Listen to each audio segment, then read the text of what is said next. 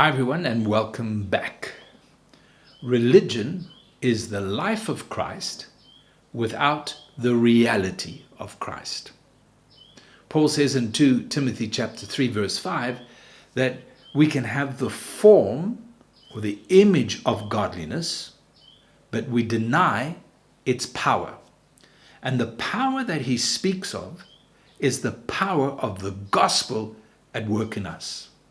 Romans 1 verse 16, the gospel of Christ is the power of God. What is the gospel of Christ?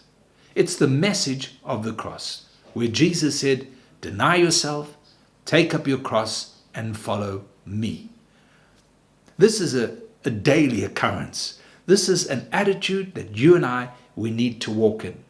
And the moment the power of the cross ceases its work in us, we become religious. We maintain this godliness, this atmosphere, this attitude of Christ, but there's no power within us. And that is religion.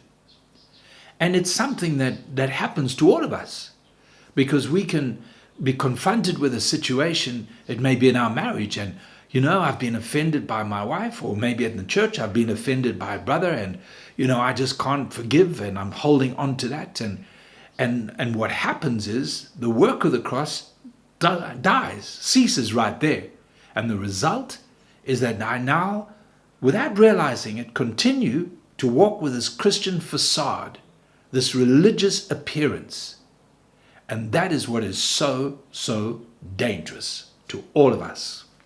So we must make sure that we don't draw back from the work of the cross, but we embrace every situation and accept it as a door from God for something to happen in us.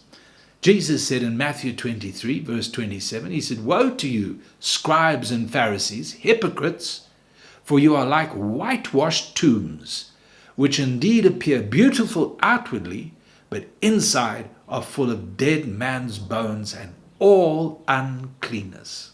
He's not just talking about the Pharisees of those times, but he's talking about the Pharisees in our midst. It's not just the hypocrites out there in the world, but it's the hypocrites in the church. It's you and I.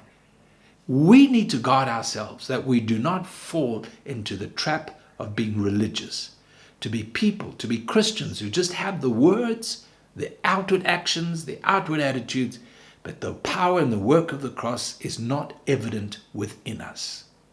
So I beseech you, I implore you today, don't allow anything to hinder that work. Embrace it, nourish it, cherish it, because out of this work comes the life and the reality of Christ. That's what we need. May God help us.